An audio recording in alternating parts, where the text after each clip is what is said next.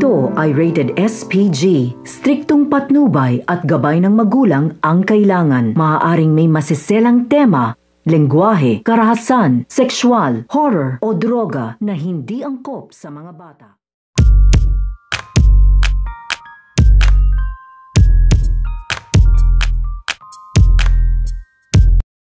Sa pagpapatuloy sa paglalakad dito nga ni Aling Elizabeth at ito nga si Ambo, habang nakikipag-usap nga dito ito nga si Presidente Oscar kay Aurora, ay meron nga itong mapapansin dito nga sa ilog na lumulutang nga na mukha nga daw tao. Kaya ito nga si Aling Elizabeth ay tinawag nga na dito ito nga si Ambo upang tignan nga nila dito kung sino nga at kung ano nga itong kanyang nakita. At laking gulat nga nila dito nang makita nga nila na isa nga itong tao. Kaya agad-agad nga nilang tinawag dito ito nga si Presidente Oscar at ito nga si Aurora dahil nga daw silang nakitang tao at wala nga daw itong malay at tulungan nga daw nila ito. Kaya nung pag-ahon nga nila dito nga sa katawan nga nito nga ni Mara at tinignan na nga nila dito kung sino nga ito, ay kalaking gulat nga nila dito na isang babae at wala nga itong malay. At ito nga si Aurora ay napasilip na nga rin ito at kinagulat nga na dito nung nakita nga niya, nakilala nga na dito ito nga babae na walang malay. At ito nga daw si Jennifer at ito nga daw yun ang ligtas nga daw sa kanya dati. So pakakaabangan nga natin dito ang pagkakatagpo dito nga kay Mara, nito nga ni Aurora at ito nga ni Presidente Oscar. At kung malalaman na nga ba nila dito